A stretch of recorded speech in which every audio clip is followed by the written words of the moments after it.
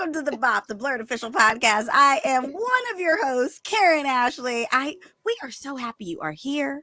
You are safe. I mean, this world has been crazy. We've had eclipses, we've had earthquakes, we've had everything happening. Oh, guys, how are we doing? Hilton George, how are you?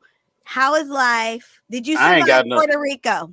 Did you survive Puerto Rico? I barely survived Puerto Rico. I don't know if you've ever been, but I went to this place called the Pork Highway. And it is it's up in the mountains. Your ears start popping when you go up there. And I mean, you saw the pictures I sent. They got like just pigs on spits and rice and plantains and all the food. I was like, listen, I was trying to. You ate a whole pig while you was there, didn't you? I was trying to, but they made me get up. They're like, you must go. You had your fair share. You got your one plate, sir. one piglet per person. One piglet. Oh my God. It's awful. Kept looking like Farmer Hoggett with grease on his lips. Yes. But we going back though. The Puerto Rico Comic-Con, we'll see the BOP. I'm working on manifest that. Work That's got to happen. I've got my passport ready. My bag is packed. I'm ready. You don't need nothing but a driver's license. That's the state, it, girl. right? Because that's right. We in America. I'm like, yes. Okay, Christi Renee, how you doing? You coming to Puerto Rico or what? Look, I'm already there. I'm already traveling, so I might as well. I'm close by. I'm down in Dallas, Texas, so I might as well make my way. Make my way on down. I'm ready. Friend Christi, I like your new friend. What's her name? Girl, we ain't even named her yet. Anastasia. Anastasia. That's actually a good one. I like Anastasia. There you go. She looked like Anastasia. She tired today. She tired today. So we ain't gonna take too much of your time, y'all. I need her to look alive when she comes on the BOP. When she makes her grand appearance on the BOP, I need her to look alive. The bangs is banging. As long as the bangs are still banging, we good. Yeah. Bang. They're all black women now. When they go to Texas, they go do the Beyonce thing. Yes. It's gonna be in everybody's voice. Texas holds them. We hold them all. Forever. Changing the game. Baby back, bangs. That part. That's it. When your bangs. I've been canceled by Hilton. My God. When your bangs got a whole song to themselves, got sound effects.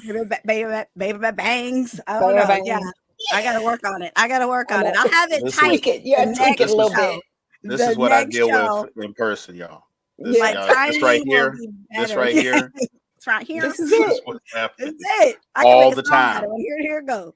Guys, oh my God, we had an earthquake in New Jersey and the world was acting like the world was over. It was people were doing memes and they would be like, my earthquake damage, and their phone had dropped. Yes. Report damage, and it'd be like one pin is out of place. Long furniture just on one side. A spilt drink. There's the damage. There it is. You should have got knocked over. You should have got knocked over. Never forget. Never forget. Oh my God. All of us in California were laughing.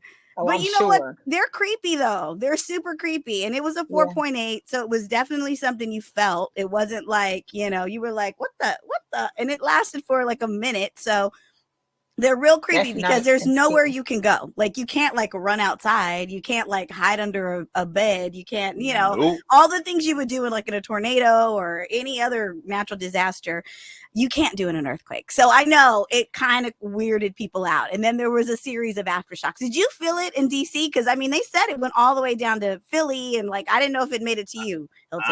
I didn't feel nothing. I saw it on the news, and I was like, oh, okay, And when I saw where the epicenter was, I was like, oh, that's why ain't nobody see it. Because it was in that little it was like a little butt crack of right. Now the places like Cherry Hill and Philly and New York, those population zones felt it. but like where the full blown epicenter, it was like, 14 people that were like right there. And so, I was like, oh, that's why, no buildings fell over. Ain't no buildings over 2 stories that where they at. Like that's right. It's just Al-Qaeda couldn't even fly a plane in enough in Paramus, New Jersey. Oh, my gosh, Hilton. My point is, go to your corner. my point is that yes, we don't get earthquakes here. So any shaking is earth shattering for us. Yes, I know y'all in California get like full blown. Like, spill your Rice Krispies, stuff going on over there. Yeah, wake you up out your sleep sometimes. I've had that happen. Woke me up out of my sleep. Christy, you weren't in New York. I mean, you lived there and you left. You're supposed to be reporting live. You're supposed to be live on the scene. It's Christi Renee for the BOP.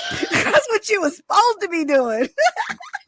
Child, listen, I woke up the next day, I got here, and then the next day is when it happened, the next morning, and I'm like immediately, well, first, it's crazy when the first thing you see are the memes, right? So I'm like, wait, what happened? So I'm naturally going Google, earthquake, and it was like, okay, trusted sources, there it is. I call my child who is still there. Heaven is there with Sebastian. I forgot my oldest child is also there. Not about the boy, just the girl. See, she got favorites. She has favorites. It's now documented on the BOP. It just depends on what day y'all it is. Can get in touch with us. We will send aid. send thoughts and prayers. Yes. Thoughts and prayers to you boys. The 2 boys. She was like, I thought it was the construction across the street. I was like, well, what kind of They just building a house. It can't like move all the ground. She was like, yeah, I just didn't realize it. But yes, I felt something significant. She was like, I was reading. I was just in my zone with my headphones on, and I was like, oh, okay. Same way she was with, everything else on yesterday. See, it's different on the East Coast. I've been in one earthquake in Maryland. This was like 10 years ago. And it was the plates were rubbing up against one another. So it was like this vibration. But I know you guys in California, I've actually been in small quakes with y'all. Yeah. It's different. It's like a swaying. It's like you feel like somebody's doing this. Stuff moving. Yeah. And that's the scary stuff. Like, wait a minute. Like we've got shelves. We've got shelves like drilled into the wall because it will sway, I just feel like the ground should never move. Like, remember the scene from Fresh Prince of Bel-Air when there was an earthquake and they got stuck in that round? I am him. The ground ain't supposed to move at all. Like, that's the only stable thing. You said it when we opened up. Like, it's so crazy to know you can't go anywhere unless you jump on a hoverboard and you can just hover above the madness. But we can't do that. You can't escape it. You can't go anywhere. That's literally the rock that we stand upon. And that's the creepy part, It's but so thankfully it was nothing major. I just need to know, did you guys even watch the eclipse yesterday? I mean, was I the only person who could care less? I was literally in the airport and like these women were like, let's run to the window and see. And I was like, I don't want to lose my seat. I just was like, I was in the American Airlines lounge and I did not want to lose my seat because I had a plug, right? I was like set up. No, I don't care. Like people were going all out. I know people, educated, very like they bought plane tickets and hotels and went somewhere to see it. So it was shocking to me that anyone would plan a vacation around this. No. Well, I'm in Dallas and they said 1 million people have shown up just for because Dallas was one of those 4 positioned cities, I guess, in the US that you could catch the best, optics. And is that why you went there, Christy? Is that why? Yeah. You just keep she had a Rice Krispie box. I did. I got glasses and everything. Is that why your eye looked like it's a little burnt? A little bit. A little burnt up. How many fingers am I holding up? How many fingers? Follow my finger, but don't move your head. Follow my finger. Like the middle one. This one. That's all I see. I know. Hilton already messed up the show at the top of the hour, so whatever. I ain't even. I'm go no lower. It go right. It really can't go no lower. Don't challenge him. It could go lower, but we won't. All I'm saying is, all I'm saying is, yes, I wasn't interested in watching the son do blackface for 5 minutes. Oh God. I'll let Billy D. Williams handle that. Billy throw the towel in. I'm just throwing the towel in. I don't want no parts. I didn't want to see. I don't want no parts. Guys, like, did you hear about the quote? Did you hear about Billy D yesterday and his whole like, he doesn't care if actors do blackface, and he was just like, people should be able to do what they want to do. I'm just like, wait. Go back. I'm sorry. Please start from the beginning. This happened like 2 hours ago. You didn't. Yeah. I have no. Yeah. Well, he was getting interviewed somewhere, and they asked, somehow it came up in the conversation, and he basically tried to justify white actors doing blackface. And he was like, when they did Laurence Olivier and blah, blah, blah, or something, like he brought up something really old and was like, that was a work of art and I don't care. It's funny and blah, blah, blah. And I'm just like, but I mean, he's old, guys. Like, I mean, he's like near 80. Like, maybe he's losing it. I'm just going to chalk it up to old age, because I just can't imagine Billy D and like the barriers he had to break as a black man, black actor. Like he was doing movies. He was acclaimed by the culture, the community. And now you're like, come on, Billy D, we need you to just. Somewhere there's a misquote. It's got to, somebody missed it wasn't a misquote. Punctuation. No, it was him. Like it was like, it was like, he said it. Listen, Quincy Jones got his daughter right off camera for every interview, because when you get in your 80s, your filter starts to fade away and you start telling people business. You start saying crazy out of left field stuff. And if you watch the last 2 specials on Quincy Jones, you'll see how he was like, I'm like, yo, you ain't supposed to be talking about people like that. Yo, chill. He didn't care. This is the same thing with Billy D. I think Billy D's filtered. I mean, I feel like he said what was on his heart at that very moment. Yeah. Right. Without a care. All of the stuff that, he's like, well, you asking me this question. I don't care. This is how I feel at the moment. And maybe was not in that mental position to just step back and look at the big picture on something you sprung on him. Like, if he had like the questions in advance and could run it by his people, he might have had a different answer. But I think he was just, look, we all got that 80-year-old. Listen, I think about myself even. Yeah, you got people in that age group. They don't care. They're like, and you know what's sad? I think they are like, maybe, I don't know, maybe he's at an age where he's tired of fighting. Like he's just like, or maybe he never really cared. Maybe he never wanted to be that actor that was like, he just wanted to be an actor and he just got some cool roles and he wasn't trying to change the world. He was just trying to, like, I don't know. But it was disappointing. Yeah, it was disappointing to hear from someone like him who's, I don't know. I'm just going to be I don't think it's indicative of who he is. I think he said something unfortunate that people who don't know his body of work, particularly young people under 30, 35, they might decide to go off on him because they're not really that aware of his resume and who he is. But I don't know that that's like where he is in his heart. I feel like he, in that moment, like I said, I got 80-year-old people. I don't spring nothing on. Yeah, I was I might get an FU. I was like the Stranger Things kids going, Lando, it's Lando. He's turning on us. He can't be Lando can't be trusted. Remember Stranger Things when they were like, this new Hopper was going to turn on him. That's why I was like, Billy D done turned into Lando for real. Lord. I know. Crazy. Deep sigh. Oh, another headline. I know, deep sigh. Another headline making thing was, our boy, we've reported on this before, Jonathan Majors. You guys know he had his whole court trial. He was found guilty. What's new, Lord? I know. Well, he was sentenced he was sentenced to probation and no prison time, and he's going to do therapy for a year, and so, which I think that was fitting for the crime. Like a lot of people were outraged in some comments and stuff, but I was like, he wasn't accused of like first degree assault. Like he didn't do that. Like I think people just see, like, how the headlines are. They're like, he's convicted of assault. They don't say like the actual thing. Like he was convicted of the type of assault that could happen if you had an accident. And he, she, obviously got some sort of something happened to her when they had their altercation. So whether they never said he hit her, did anything to her, but something happened. So I thought that's fitting. And I think it's like one of those things like where it's like, you know, he's going to domestic violence programming. So it's like, that might be something that could be good for him. Anger management might be a good thing for this because he obviously has some things like he's highly, you know, excitable. Unresolved. A lot of people have complained about him. Unhealed. Yes. So I mean, I'm all for it. I was actually like so happy they didn't like try to make a, you know, an example out of him for a crime that was very low level.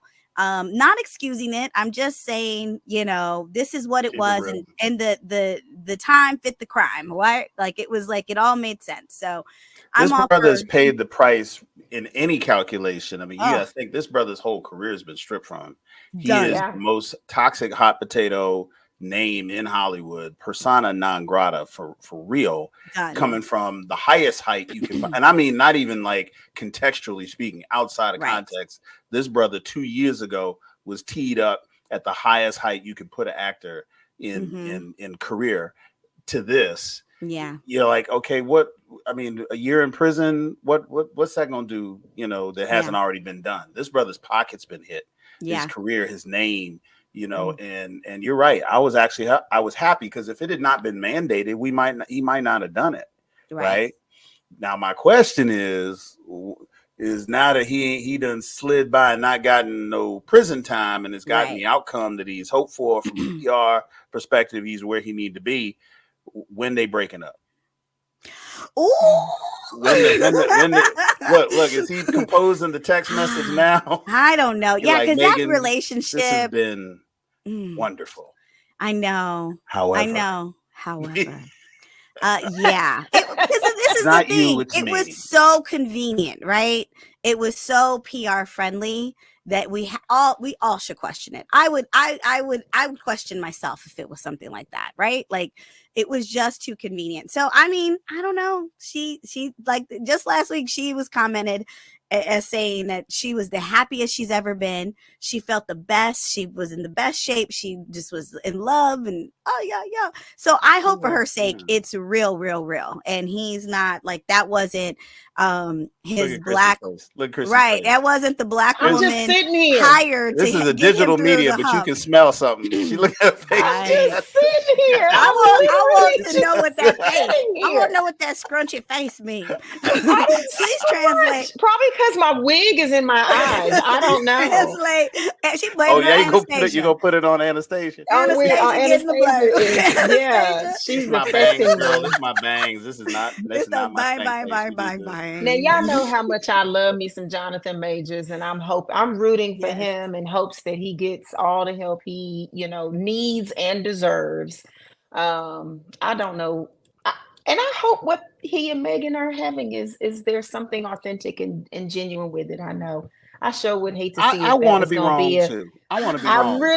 I do. I want you to be wrong. I want you to be wrong more than I ever wanted anything. I do. A lot of times. This particular moment, there's a sincerity and love in our hearts. There's a love in our hearts, guys. There is. It is. It's such a love. That's how we can be so crazy. Yeah. Because she's been dragged for standing next, just propping him up.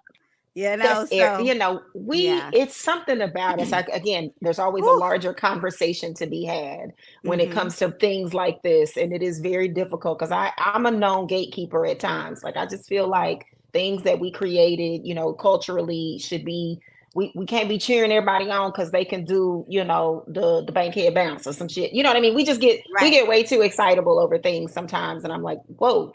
This is one of those in relationships and in this story, because we've seen when it's most commonly when an actor or an entertainer of melanated culture gets into trouble. Yes, it is typically at the and it's over publicized and overly judged. It is that counterpart is on the flip side of the melanated culture. Does anybody follow? Is anybody picking up what I'm putting down? I am right there. It's so facto. Jeez. I understand the words is coming out your mouth. On my face, honey. Listen, I just think I hope for his sake that they are having something really real and genuine, and he is learning how to compare and contrast his experiences with people in that dynamic. And what that means, what it looks like, what it looks like when it's good and happy and fruitful and plenty, and what it looks like when it ain't, on the dark side of that.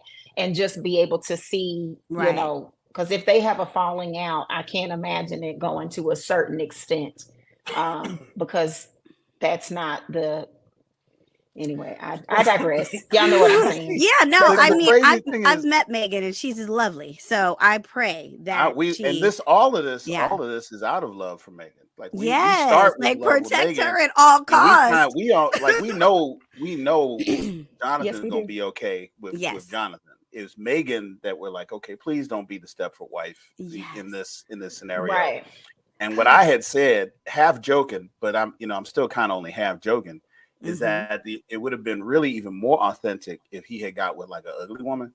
I feel like people would have been like, okay, that's real love. She had his back, like somebody who was maybe in his circle, like her stylist, makeup artist or something. But Megan Good is like one of the top 5 baddest sisters to ever cross the screen in the last 20 years, right? No question. So we all automatically are kind of like, uh-oh. We're already on our heels and kind of like, wait a minute now, don't mess this up. Now this is the Making Good. Like, you can't, so I think that's where we're coming from, because we care about her. Yes. And we're not sure what's going on with him. Right. Everybody here got a cousin or a sister or auntie or somebody to bring somebody home. And you're kind of like, and they were both in vulnerable positions. Cause I mean, remember, like she had just gotten divorced and he just went through hell and back, and it was a trauma bond. Yeah. And it's one of those things where you just hope that they, and she's talked about, where she is and what she's doing in her life. And so I really hope that that's what it is. Cause it seems like she's really trying to heal and move on, and she's very supportive of him. She's only said wonderful things, and I mean, you really, like, he's going through hell and she's like literally going with him to the courthouse every day, so that's something, and any backlash that she received, she didn't deserve. I mean, you want somebody to support you, right? You want somebody who's gonna ride with you, and she did. So we just hope, we just hope it's all good. But let's hope that part of the therapy is where he's going to therapy. He learned how to fix his face when he hugging him on his way. His face ain't quite where it should be. He looks really sad. He looks just down every time I've seen him. You should be like, this Megan Good, and she always looks like a 10, and she's right here, and he kind of got that. My mama made me come to the prom with her look on his face, and you're kind of like, Jonathan, come on, brother. Look to your right. Look just to your right. She's right there. We gotta get some references. We gotta find next time. You gotta present some evidence, some discovery in that argument. Because I gotta see that. Look, I want to see it on this show. Put the pictures of his face when they take pictures. We're gonna take a deep dive into this. Let me find some pictures. It's just, you're kind of like, he's like this, like you need to be happier for that, brother. Yeah, I just think he's unhappy in his life. Like it's almost like. I'm over here with my lotion. I'm like starting talking with my lotion. Look, if you're gonna call the brother Ashley, just say it. You ain't gotta be symbolic with it. I just think I don't even know where that came from. But anyway, I think he's just like, it's like almost like he's never been like the smiley guy. Like he's never been that dude. But he just, I mean, this has been heavy, and it's like heavy. So I think a lot of that has to do with that. I would imagine. And they already call him, civil rights fine. So, just think about the era in which his fineness comes from. Canceled you. You got canceled. You got canceled. He just has a strained face. His emotions are strained, and maybe that's all it is. Well, that intensity that we loved on screen was really like for real. That brother was angry. Oh, but on to bigger, better, lighter things, our assignment was to watch the latest Ghostbusters Frozen Empire, and we all went. Hilton, he's got a whole baby, guys. Like, this puppy is a whole baby. Like, he had to like get a sitter just to go to the theater. Like, this is like, Hilton, I am proud of you. You have really taken this on.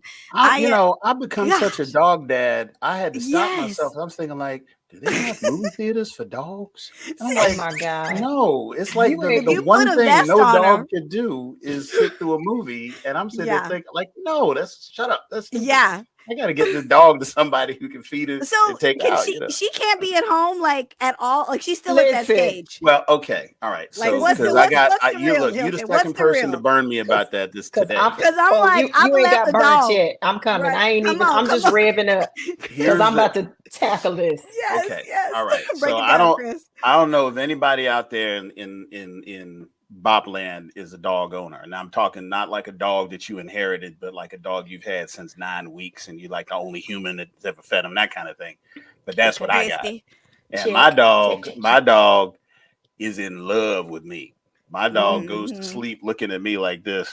That kind of thing, like really, like creepy stalker love. If it wasn't a dog or a human, you'd be like, we need to chill. It's everything you've ever wanted and needed, isn't it? So yes, she is totally fine being crated. She's totally crate trained. I've got a fenced in yard, a whole 9 yards. But the problem is that I'm gonna be gone for 4 hours, and that's gonna overlap a meal she's gonna miss. That's gonna overlap. How much does this dog eat? Overlap a meal? Three times a day. She's growing 2 pounds a week. She's 36 pounds. She was 28 pounds last month. Are you creating? She's a Rottweiler. She's gonna be 125 pounds before she stopped growing. So she, so missing a meal. She gonna be had huge 150. Feeding her like that. Yeah, that's crazy. I just felt like, because my sitter is maybe 0.5 miles from where the movie theater is. I was like, I can just go ahead, drop her off. This is the most un-black parent.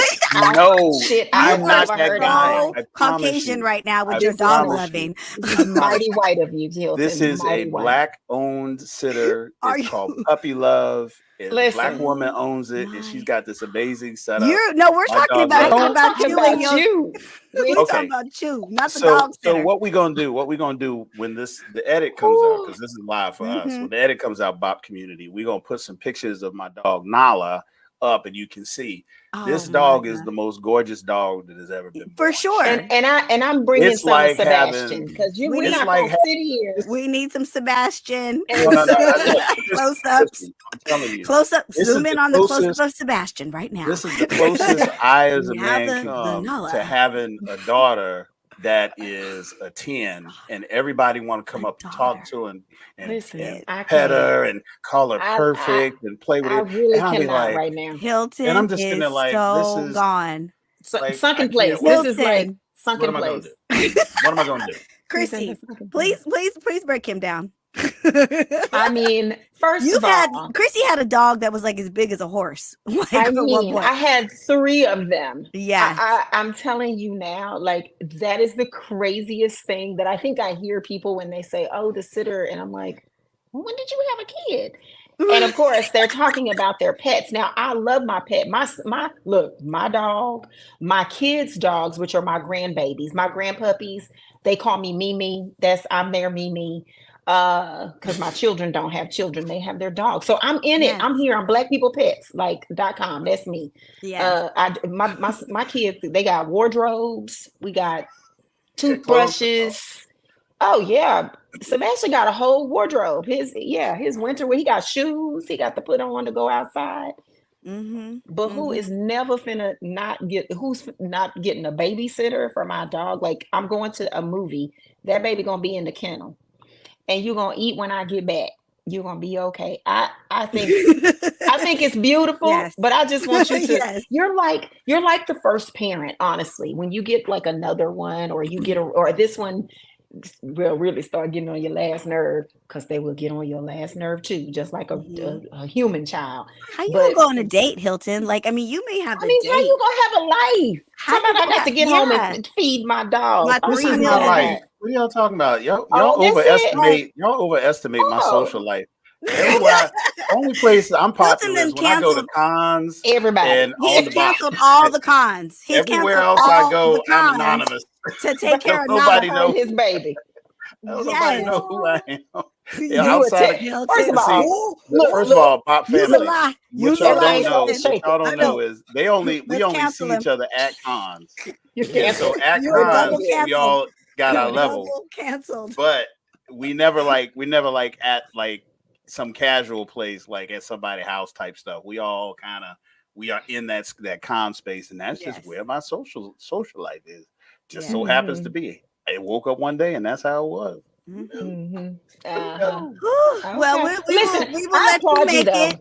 Yes, I applaud you because you love that baby, and I think that's beautiful, and we need more of that. He tries to distract us too with Nala. He's using her as a weapon. And it's he definitely won't do his homework, and he'll be like putting Nala pictures in there and be like, "Look at her." But it works. But my that's the headline. I told him, like, he's distracting you, Christi. It works. He's distracting you. It didn't work on me. I got caught up. I will just got caught up. I did not. I'm not a dog owner, so I see through them just lies. Like with Jonathan Majors, the true test of my character as a dog owner is when I get an ugly dog.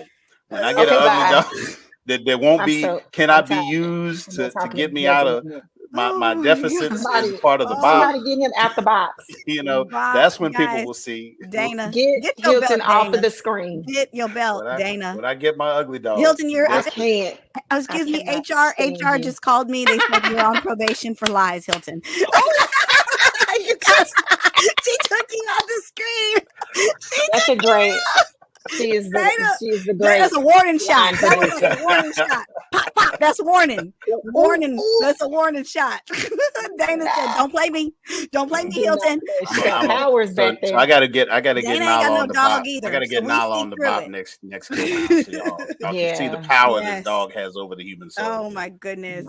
Oh, so back to the homework. What did we do? What was we talking about? We saw Ghostbusters Frozen Empire. And I have to tell you, like, okay, so this is the thing. That first one that came out like 2-3 years ago, I loved it. I was just like, it was like a surprise because we had seen the one with the women. I actually liked the one with the women, but that last one was so good. The storyline was fitting. It was sentimental. The family was related to Spangler. It was just this whole thing. Sequel. Yeah, it was totally a good sequel, and it brought in the other actors. It was just everything it needed to be. And then we got Ghostbusters Frozen Empire. I don't know if you guys liked it. I thought it was okay. I loved it. I thought it was okay. And I will tell you why. Because it took so long for it to get to the danger. Like, it was just like leading up. And then finally when it happened, that's like the last 15-20 minutes of the movie. And I was like, they should have been fighting that frozen man crazy thing.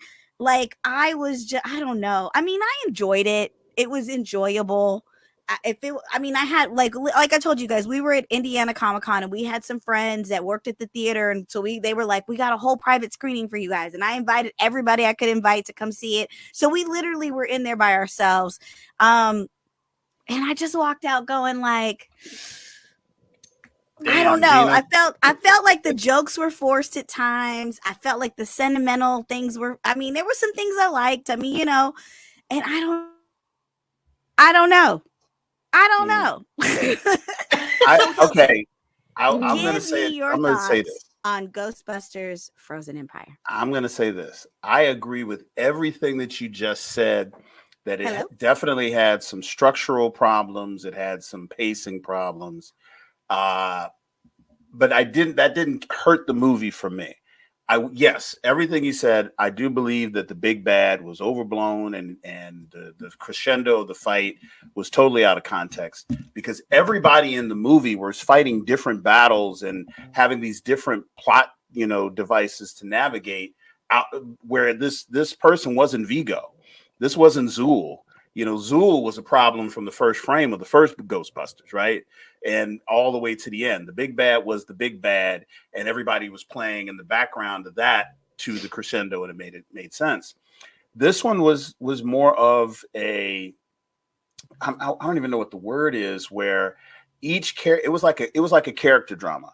Like, you got to see where everyone is and what they're doing, and you got to enjoy them in, the girl being too young and not being able to participate as a Ghostbuster, the key of not having this MacGuffin until halfway through the movie, this orb. They didn't do anything with that until the last part. And there was just a lot of moving parts. However, they were good moving parts. And I really enjoyed just everybody's screen time. And I have got to say, yes, the nostalgia was definitely low, underhanded pitches across the mound. They were really, really, what do you call it?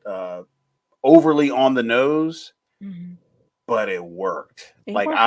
Even like the stuff like, that's a callback to the first one, and he's getting ready to say the quote. He's going to say the quote, but it still hit me right in the feels. Right? It was cheap. It was cheap thrills. It was cheap, jokes sometimes, and sometimes they went a little out of their way to tell the cheap joke or to hit the nostalgia moment, but it hit me because I lived through those movies. I was 12 years old again, sitting in the theater watching Ecto-1 speeding through the city, getting hyped for no reason at all. I'm watching the proton packs going off when they turn them on and they go, or just I get that's all that they made that movie for me because they knew I would not be able to apply critical thought to these biochemical reactions to the we know you're a fan. Here's some fan stuff. Yeah. Bill Murray's coming back for no damn reason. Look at that. All right. None at all. No reason at all. He's going to put that same helmet on that he had from the first movie, and he's going to tell these jokes. So I was able to enjoy it. I give it a solid 7.5 out of 10, but it really did hit me in the feels. I think that the franchise has legs. I think there will be another movie based off of the success of this one. I think they got a winning formula. I do hope that the next movie, if they decide to do it, is trimmed down a little bit. And I think maybe every big bad doesn't have to be like the embodiment of Satan or a galactic level destroyer. I mean, you can just have a really, really, really haunted house and be like, I would love to see, because the mundane is where all these characters thrive. Like going from upstairs to downstairs, watching 3 levels of drama happening between the kids and the marriage and even Mayor Peck trying to shut him down, just like the first movie. Like, I was fine watching that. To your point, I don't even think they needed the big bad. Like, if he had never shown up and there was never this ice demon with this weird Mesopotamian story, like, come on. Yeah. Christi Renee. Can I just share? Jump in. So I agree with mostly everything being said, but I have to tell you, while I got first of all, I'm very happy with it because a lot of it is wrapped up in the nostalgia and the fact that I'm just a diehard Ghostbusters fan from the original, and remembering that time in life and just seeing getting the glimpses of everything we got in this current film and how they're keeping that. They're being consistent with that, which they're gonna have to do. If you don't do that, you're messing up. Just like in the all girls film, I think where it fell flat was because it didn't include enough of the original storyline. Right. They just went with just the very skeleton of it and didn't build on that. And I think as they realized that, they started adding that to the next couple of films, and we got that with this one as well. And even though Bill Murray doesn't show up for any reason, he does come for the factor of we're going to all go crazy when they open that door and he's standing there and he's like with his liquor ready to get saucy or going to find it, whatever.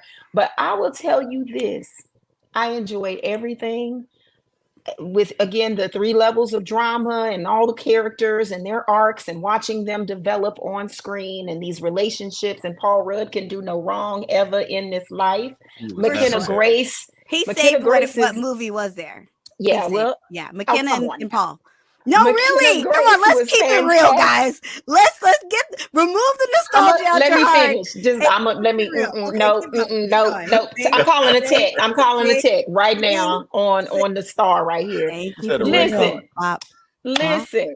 I thought McKenna Grace, and she's one of my favorites because she's from The Handmaid's Tale, and when I tell y'all, it is incredible. Anyway, she is great, so I loved seeing her face with the new look, and just I thought her storyline was really good.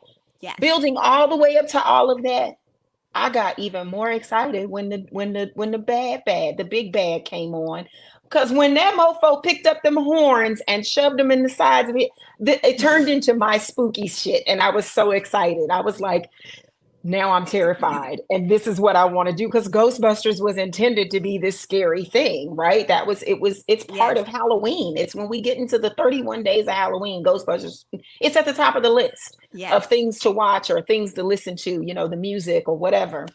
And we dress up as Ghostbusters for Halloween. I know I did. I built some mean proton packs a few years ago.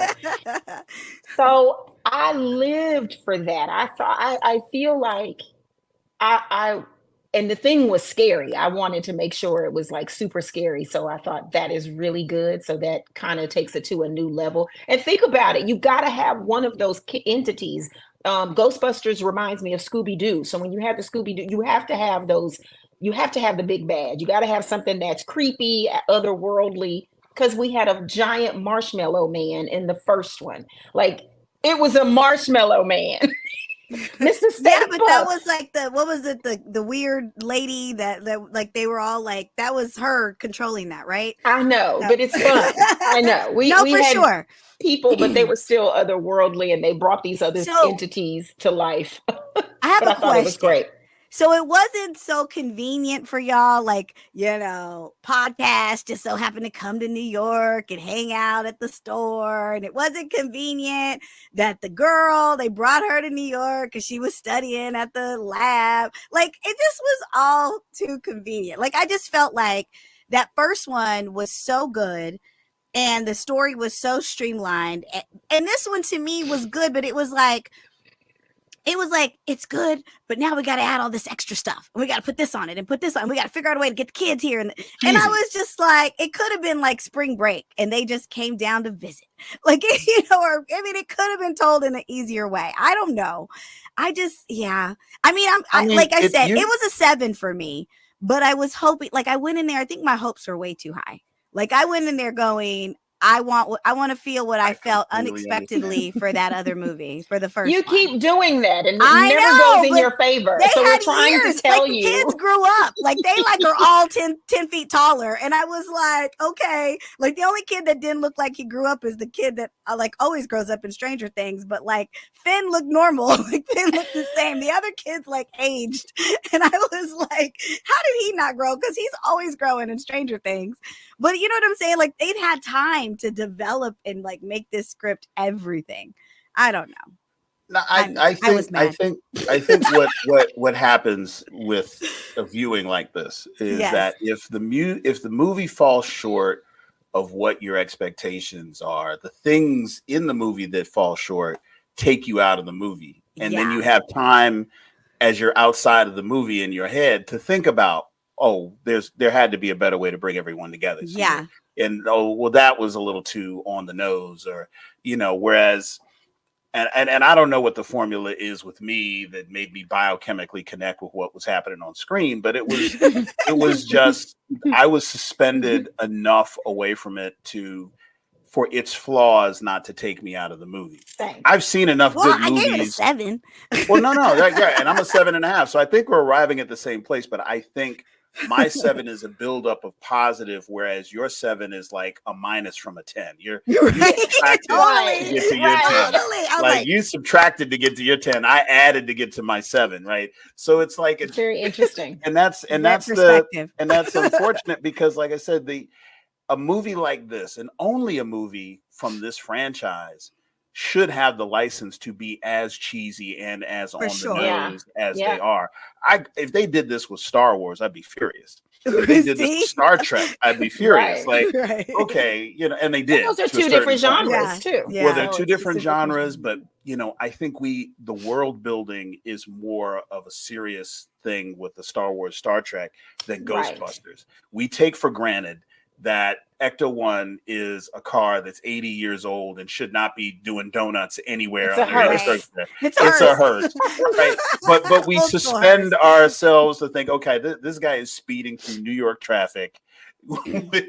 Whereas we know in reality, if he had come out as soon as you come out, you'd be stuck in traffic. Like you just be like, he would go. Yeah. But we suspend. right. And then it's like, okay, you got a ground drone, what do you call it?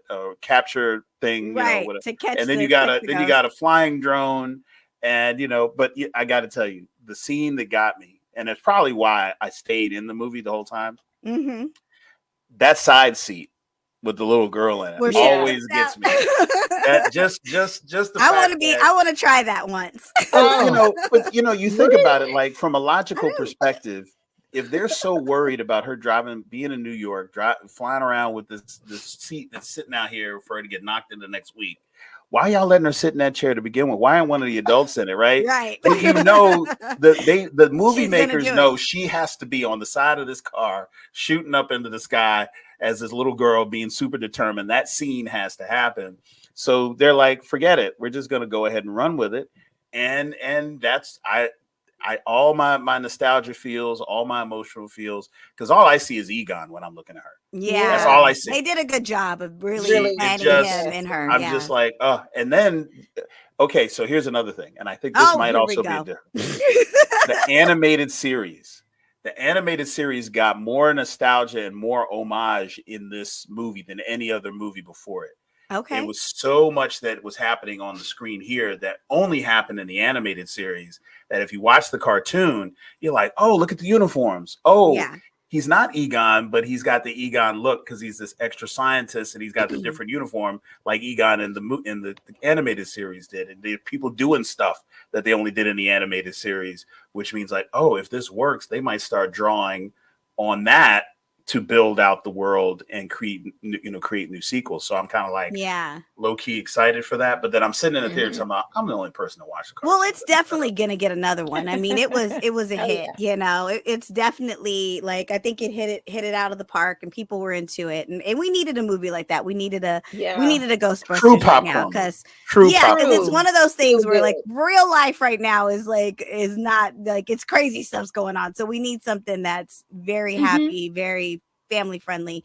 I don't know. I guess because like that first movie, it just made like, it was really like the two storylines that were going on were the mom and the daughter. Like the mom feeling like she had been abandoned, and they go to just clean out the house and, but then realizing, the daughter realizing, no, you weren't abandoned. He was doing something greater and bigger, and he was, saving us. And then it all culminated to where the daughter helped her mother understand her father. And even the daughter, like she never really realized why she was so weird and why she didn't fit in and why she couldn't tell a joke, and but she was his granddaughter. Like she had gotten all of that smart and all that science and all that love of what he loved in her. So for this one, it was just like, I think like, I'd still believe like, they were still trying to play on the daughter, trying to find herself and, having the one thing that she finally loved, which was being a Ghostbuster, almost taken away. And, and she's still trying to find herself as a teenager, as a young woman. But I just didn't feel like that through line was just as thick as the first one, where it was like, you really were rooting for the girl. I don't know. I just felt like the heart that was there in between all this fun stuff wasn't really executed. You are 100% right, and you are mourning the movie you didn't see, as opposed to enjoying the movie you did. And just like Christi and I say, everything you say is 100% right. Yeah. They could have made the whole personal dynamic of the script be about her coming into her age because her brother's 18 and she's 15. The mayor done told her she can't be a Ghostbuster. I mean, there's your plot right there. Like you could have run that to the ground. Yeah. And the British have a term that I apply to stuff like this. It's called too cute by half. And this movie was feeling itself. And I think somebody in the editing room was just like, yeah, let's bring in 4 more actors than need to be in this movie.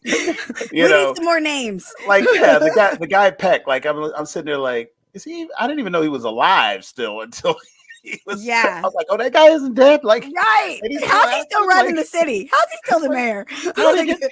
Where's that story? Retire him out? I want to hear the last time we saw him. He got buried in liquid marshmallow. The last time we saw him. Yeah. And then he made it to mayor. And I'm like, I would have liked to have seen that story, like some weird Donald Trumpy arc, like they could have really run with that. Rick Moranis back.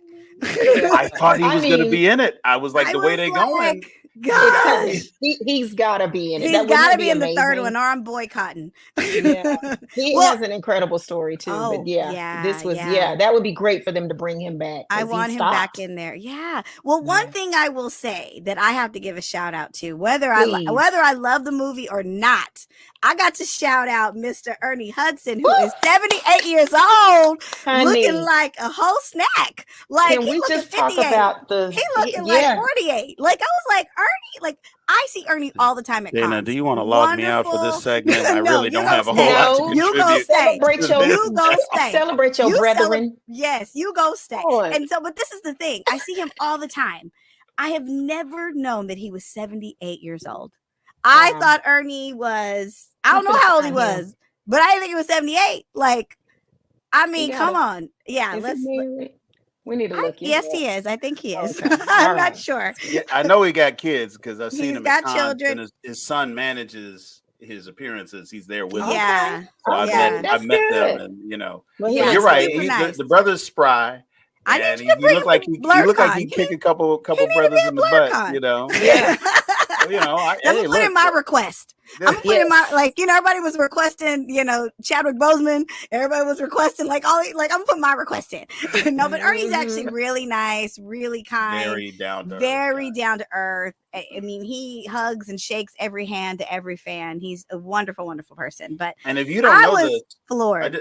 I just want to say, if you guys, the fans out here in Bopland, don't know this, there is a huge fandom community for Ghostbusters. Almost what you would see with Star Wars and the 501st. I mean, there are Ghostbusters stationed in I think every state at least. Yes. But they've got they all have their version of the Ecto-1. The proton packs are not to be played with. Yeah. And they're serious too. Like, you can't just walk up and be touching stuff. They'd be like, whoa, whoa, whoa. I saw them in Puerto Rico. They had cosplay, super on the level, the detail. You got to apply to join a Ghostbusters league. You can't just grab a garbage suit and just show up. They're like, where your proton pack at, homie? Like, what's the rotational ratio of your Is it A++ graded cosplay authentic? Submitted for your specs for inspection. It is on the level. Chrissy, I'm sure that proton packs you made your kids, they would, I made that when I was working in HR, honey, in corporate, and that was for grown people parties. Me and my HR give her a glue gun, I'm telling you. Yeah, it was, and I want to say it must have been the year, it was 2016. So it must have been the year when the Girls movie came out. Or somewhere around there. But shoot now. Yeah, it was It y'all ain't got to listen to me because y'all know busting makes me feel good. Even if I still gave it a 7. It was the best line in the movie. Busting makes me feel good. That was so, again, it's the little things to me that make the big things. So Hilton, I can understand how you did that math of showing, you worked your way up to give it the 7.5. And then we go in, because I too will go in with that 10 and be like, then we'll just start deducting as we go. Right. Which is probably where I probably arrive at my 8 out of 10. So I'm gonna have that higher score. But they can't, if they stay true to the original brand and the fact that has, because none of those movies were ever bad. Right. So think about all of the movies. All degrees. Very entertaining. So if they kept that over decades now, like that, somebody got the formula. They might detour a little bit and get off track, but overall, you getting praise from me. I enjoyed it. I sat in them seats until it got the post credit moment and just sat there because I was like, I'm such a Marvel fan. That's how you know a Marvel fan, when they still sit in any movie. It don't matter what it it ain't is. even Ain't a no Marvel. This is a World War II drama. I'm waiting to see if they got I'm another still Infinity waiting to drama see. coming. But I'm just but going they to gave it to us. Why did I watch Infinity War and Endgame yesterday? I don't know why, but I did. I know why. Back to back.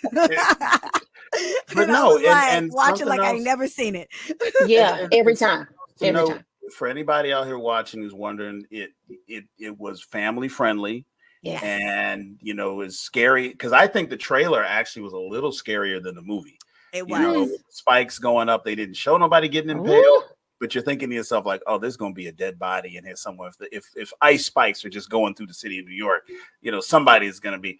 They didn't show any of that kind of stuff. Somehow the demon, managed to throw ice spikes all through Manhattan and didn't kill nobody. So, you can bring kids to it, and there's no jump scares like you would see in a horror movie. But it was funny. It was sincere. It was some really, really good acting. But just like Karen was saying, it was a little more over the top with the nostalgia stuff. There was a lot of people who just were probably wandering around the lot and got put in the movie. Bill Murray's doing a cooking show at the next studio over. No, stop. Quick, get the script writers to give him 6 lines and get him. And came in and delivered. He gave it till he served. It was in character, and I mean, no, he really. Now I'm thinking he had like 8 lines. I was like, he didn't. Yeah, it wasn't much. He didn't have to do much. Not much, but he was there, so that was. It was enjoyable. They planned it. I mean, what did you guys think of Kamal? Like, he was the fire. Oh, I love him. He's just a good. I mean, he's a good actor to me. I enjoy. He's a good comedic actor. He has a funny. Yes, he brings that funny. Again, another like storyline. I really like him as an actor. Right, love him. He can deliver. He can read the phone book and make me laugh. Right, very much. But it was like they didn't seed it enough to where we were like rooting for this guy. Like I wanted to be rooting for him to become his full potential. At some point. The next film, he's gonna be a villain. He's gotta be. I think so. I don't think he's gonna fully become this hero that they thought would be. And guess what? And I'm gonna show up for it and be like, "It's great." He can do no wrong. They didn't give him any kind of arc. They didn't give him any kind of background. He's just like Bill Murray. Shows up. He's kind of like they throw this backstory at him. He's totally unnecessary. Yeah. But I mean, I was glad he was there. He was good to watch. He's as always. I love everything he does, even his drama. I loved him in Eternals. I love all the stuff he does. Mm-hmm. But it's like I was kind of like, does he need to be here? Like this whole Fire Lord thing it's kind of like Avatar-y, Last Airbender-y thing going on. Yeah, like he's from the Fire Nation now. Is that what's happening? Strange. Is that what's going on? He keeps doing this, and I'm like, we're gonna open a portal, right? What's happening? You're right. And you're right. I feel like the desperation showed itself in that role because they honestly could have made the Ghostbusters have to use fire and just say it's kind of like they're doing the opposite work of what a fire station is supposed to do that lives in the. They could have done it right and left out a whole new character with a whole new backstory and. But I upgraded the proton pack using the brass as a Mm-hmm. spiritual medium, which they had never done because they were always using copper, right? Yeah. And I was like, oh, well, there's your side road right there. Like, she comes in with the upgraded proton pack and actually lands some blows. Like, okay, boom, we didn't need the firebender. Fire Lord Ozai don't need to be in this in the movie because she's got this. He did. That is like, it's true. And the other beef I had is like they got Finn Wolfhard. They got him in this movie, right? He is like one of the big. I can't even say his last name. Wolfhard. Yes. Finn Wolfhard. They got him in this movie. He's one of the biggest stars right now with Stranger Things, and he's like barely there. He's fighting the little green guy. Like I'm like, come on. But I'm gonna let it go. It's they still missed a the mark 7. on those. His two entire things, arc was getting to drive Ecto-1. Getting to drive, like he That- finally, but he got to drive it the first time. Exactly. So even that wasn't even like he was driving the hell out of it. He drove in the country. They gave him his keys back, and now it's like that's he got the driving privileges. I just got the message hot off the press. They was desperate. The strike had happened. They didn't know. They just said, to use this kid. This kid is like one of the leading, like the best things that's happened to Stranger Things. And he should have been right there with his sister, helping her understand who she was, being her friend, something, anything. Like he could have been like figuring out that she's talking to a ghost and she's like playing it like on the edge. Like there could have been a couple people that weren't in the movie that he could have did what they did and it'd have been better. I just thought of something. I think so. I agree. I really truly believe. I didn't mean to bring y'all down, but I mean, I just had to keep it real. I'm sorry, guys. Was the director's cut that we didn't ask for? That we didn't ask. If the editor had come in and chopped about 20 minutes of movie, out, meaning some of those characters that didn't need it and all of that, and then the DVD dropped, and then we got this movie. The bonus material, you obviously forgive bonus stuff because it wasn't in the movie, whatever. We've seen it with Lord of the Rings. You see it with all the other movies. Wakanda Forever. We saw it with every single movie. Yeah, the little brainy thing still got the little counter going on the bottom. We don't care, right? I was like, we watched the movie where they just left everything in. Yeah. And if they had not left everything in, and it would have been a shorter movie, but it would have been less for the Karan Ashleys of the world to subtract. But they still, even if they took some of the stuff out, the Christies and Hiltons would have still built up to where we are. So maybe the editor should have been a little more choppy. Yeah, a little bit. Not picked as much off the floor. It's like a lot of movies. Honestly, that's why editors get paid so much. But it's like if you take out 10 to 15 minutes of unnecessary things, like where you're just like it's like you take forever to get to the plot, it would have moved faster. It would have been like we would have been where we needed to be. But I felt like we should have met that man. We should have met him like an hour in, and that last hour they should have been fighting for the death. And everybody should have been, life should have been, and life should have been, everybody's life should have been in peril. Like they might have been able to lose one of those kids, but then use that machine to get that kid's life back. Something. I mean, it could have been like where they would have been like, oh my gosh. And then she's like walking with the guilt of, I just killed my friend or whatever, but they're able to reverse it because they had this technology and whatever, He stayed in that ball till the last 10 minutes of the movie. I was like, is he ever going to get up out this ball? I was like, literally, I was like, when is it gonna start? No, I was thinking of Pinhead from Hellraiser. I'm like, hey, Pinhead, if you just touch the Tesseract, Pinhead go pop out and that's your ass. That's like, it. That's it. They touching it, dropping it. They put every time they did something well, like, oh, he gonna come out now. He ain't come out. Oh, they gonna touch it. And you know what? Oh, that didn't happen.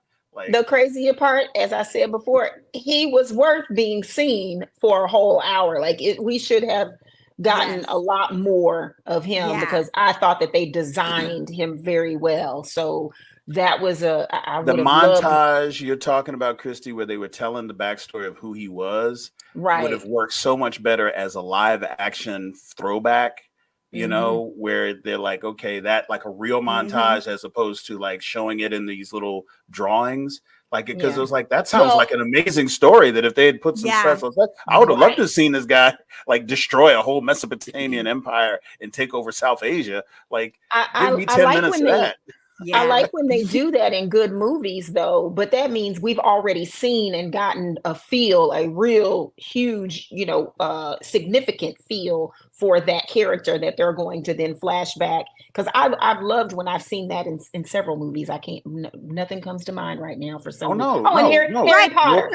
Like when they throw back and they do that animated. So I love that, but it didn't work for this. Because just like we're saying, we didn't even get introduced. We didn't get to see him long enough to even go, well, wait, what's his story? And then see it in this animated, whatever reenactment style feel. So it didn't pull it together. Rings, how they went back to the battle where Sauron shows up on the field. Like we don't get to really meet him. We don't see him in his face. Right. But you get to see the scale and the imposition so that like, the shit moment that characterizes that name carries over 3 movies until you do see him. Well, and then you're like, okay. Well, what about this? Like, imagine like the grandma would have still been alive, like, but old, like real old, right? And then the crazy grandson goes and sells that artifact, and then she's like, you better get it back, you don't understand what you did. And like, like where she's like, I met him, and it would have been one of those things like why she was they didn't give us any of that. So that's why I think I didn't care about the villain. I wasn't like, I don't know. It just, I don't know. I wanted it to be so much better, but it's still entertaining. He got his 3 points deducted. 7 is out of 10 is still a passing grade. Yes. You still graduate with it.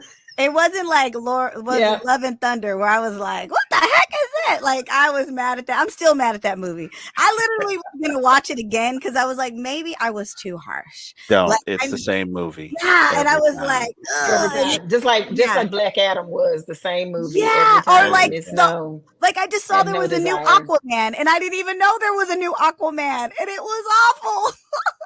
Yeah. Guys, I literally missed all of it. I didn't even know. I was just on HBO Max with nothing to do and was like, there's a new Aquaman. Remember, I got in the chat. We have like a group chat, and I was like, what is this? And Hilton was like, the death of DC. And I was like, oh, yeah. Again. Basically. Oh, well, now we know why James Gunn got the job, because they were like, this is all we got. But this is where it made me mad, though, because I'm like, this movie saw the light of day, and we still didn't ever get to see this the Superwoman or whatever I forget what it was. What's the one that didn't come out? And we were like so mad.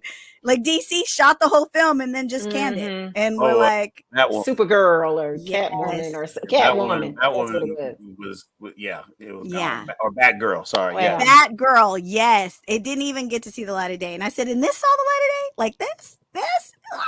So, anywho, well, guys, that's the end of our show. It can't be. You just got here. It is. I know. It goes so fast. It's so much fun when you're having fun. But, guys, we love you. We mean it. It's the BOP, the BLERD Official Podcast. Tune in every Tuesday. We can't wait to see you. We love you. We mean it.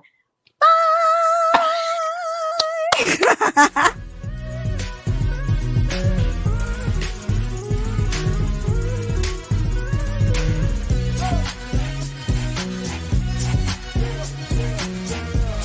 Tune in every Tuesday for a new episode of the BOP, the BLERD Official Podcast.